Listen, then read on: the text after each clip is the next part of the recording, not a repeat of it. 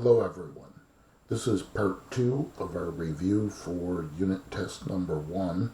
We left off with question 13, so moving on. The remainder of the test is basically a bunch of word problems. And in number 14, we recognize it as a percent problem, and so we'll start with the basic strategy. Blank percent of blank is blank. And remember, the whole idea is that the percent of the base is the part. And base is the whole, or the quantity under consideration, and the part is the portion of that. So the percentage is usually the easiest thing to fill in, as we've talked about, and that's obviously 24%. And we have to determine if the 150 represents the whole or the portion of the whole. And there were 150 films rated, and and 24% of them were rated R. So the 150 represents the total or the whole, the base. So fill that in, and we're looking for the part or the portion. So remember, with this equation method, and you could use the proportion method if you like, but I like to use the equation method as mentioned. And with the equation method, remember to change the percent to a decimal 2 places to the left. 0.24 of means multiplied by 150 is means equals, and that's X. So again, the key words, this is our key phrase, and then the key words are of means multiplication and is means equals, just to remind you of that. And so here it's just basic multiplication. 0.24, use your calculator, times 150, we get 36. So 36 is X. And so you can summarize it, you could say 36 of the 150 films were rated R. But on my math lab, they don't require you to make a final statement, but it would be always nice to do so. Okay, again, continuing. In one city, 64 of 320 restaurants are pizza restaurants. Determine the percent of restaurants that are pizza restaurants. So it's a basic percent problem. Blank percent of blank is blank. And we're looking for the percent, so we'll call that X. And remember, I don't want to use the word total because it can be misconstrued with other questions that may be asked. But the base represents the whole, and the part represents the portion of that. So we're looking at 64 out of 320. So the 320 represents the base, or the whole, and there's 64, which is a portion of that whole. Okay, so then translating, X times is of 320 is means equals 64. I'm going to rewrite it as 320x equals 64, and then do my division. Dividing by 320, so 64 gets divided by 320, and X is equal to, use the calculator, 64 divided by 320 is 0.2. But when using this method, remember, if you're solving for the percentage, your answer is a decimal that needs to be changed. So change to a percent. And that's done by moving 2 places to the right, giving us 20, and adding the percent symbol. So 20% are pizza restaurants. Okay, number 16, a family paid $29,250 as a down payment. This represents 15% of the actual price of the home. Find the price of the home. So blank percent of blank is blank. 15%, so fill it in. And now, what does the $29,250 represent? Well, that's the down payment.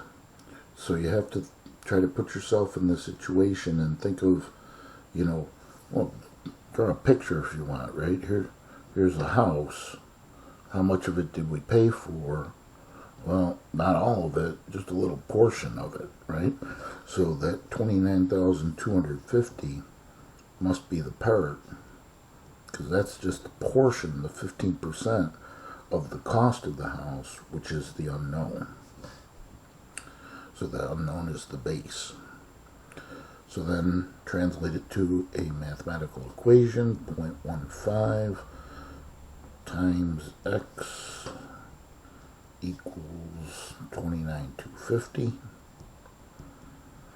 And I'll get rid of the multiplication symbol. I really didn't even need to write it to begin with. And now do the division.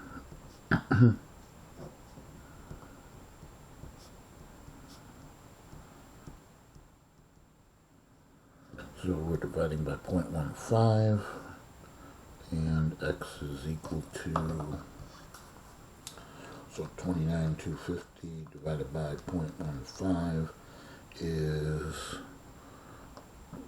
195,000. Put dollars there to indicate that's the cost of the home.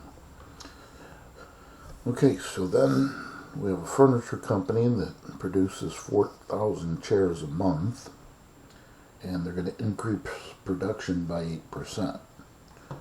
So we need to find out the increase in part A, the increase in the number of chairs. So that's going to be using our percent formula process. Blank percent of blank is blank. And obviously the 8% goes there. And they're currently, this is the total number of chairs that they produce each month. And so we have to find out how many more chairs they're producing if they're increasing their production by 8%. So the 4,000 represents the base, or the whole, and the part is the unknown. That's how many extra chairs they're producing. So then change that equation to, or that statement to an equation. Percent to a decimal, 0.08 of means multiplied by 4,000 is means equals, and that's x. And so use the calculator, 0.08 times 4,000 gives us 320. So 320, that represents the increase in the number of chairs. Now to answer part B, don't make things harder than they are. Just use your intuition. If they started by producing 4,000 chairs a month and increased the production by 320 chairs, then the new number of chairs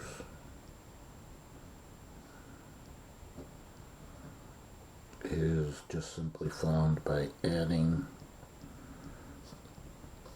the increase to the original. So 4,320 chairs. Okay, so on to the last page. Here we're going to see some sales tax and commission problems. And we're going to pretty much solve these the same way. The nice thing about the sales tax and commission problems, once you set up the statement, blank percent of blank is blank. The base in any sales tax or commission problem is the purchase price. And the part is the sales tax paid or the commission earned, and the percentage is obviously the rate. So this new plasma screen TV had a purchase price of $68.50, and it gives us the sales tax, and we want the sales tax rate as a percent. So we're looking for the percent. The purchase price is the base, $68.50, and the sales tax paid was the $411. So X of means multiplied by 68.50 is means equals 411. Again, I'm going to rewrite it as 6,850 times X, or 6,850X is 411. Then I'm going to do the division and skip as many steps as you want algebraically. But the more work you show, the better off you'll be for partial credit.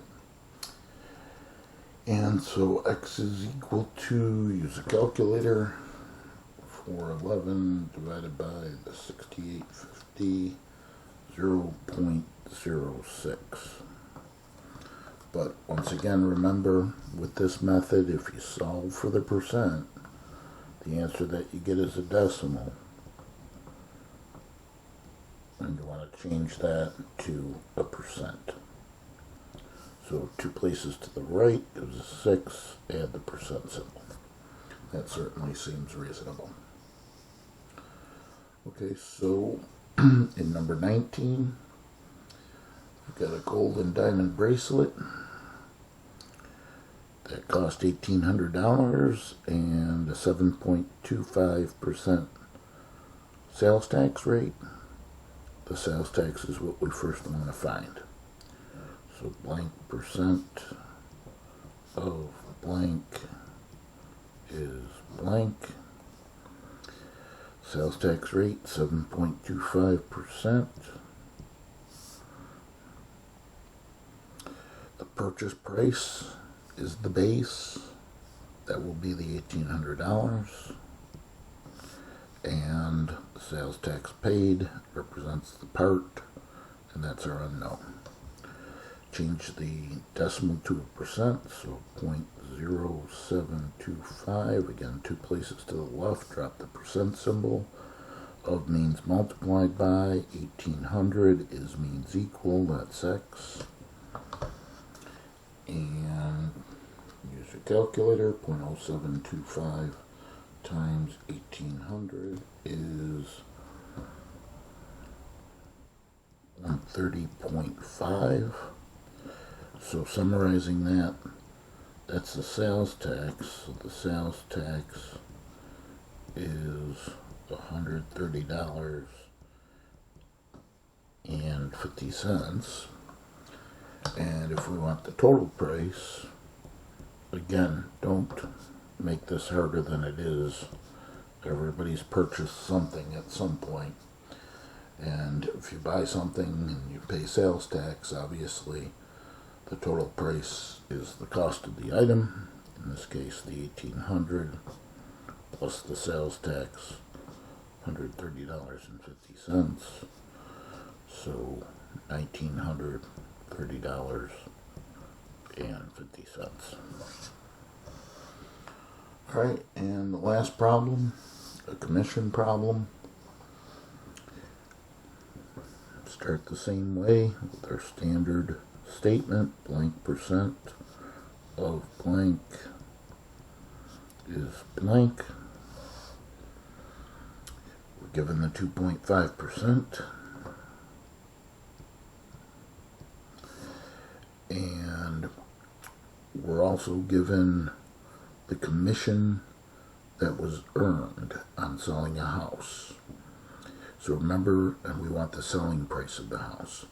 So remember, the base is all that we're taking the percentage of is always the purchase price, or the selling price in this case. You could think of it as. And this commission represents the part. So that's the $43.75 following the is.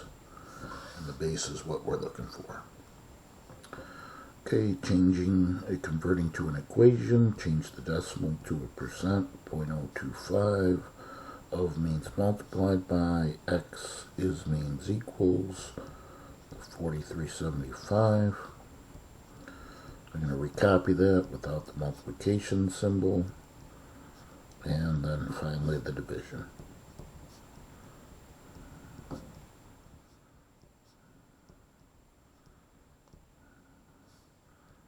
we're dividing by 0.025.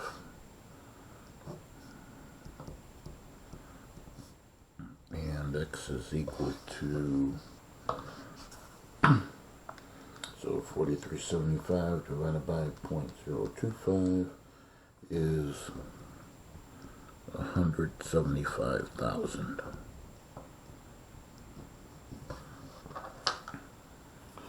Okay, so that's the end of the review. Make sure you do problem set number 1 as many times as you like. It's a mirror image of what the unit test will be like, and you could use these notes as a guideline, because these notes that we just went over in part 1 and part 2 of the review for unit test number 1 are an instance of problem set number 1. So you will see identical types of questions. Maybe the wording may be a little different, but and the numbers obviously will be different, but the concepts will be the same. So study well, and I wish you the best of luck on unit test number 1, and we'll see you next time for the start of our material for unit test number 2.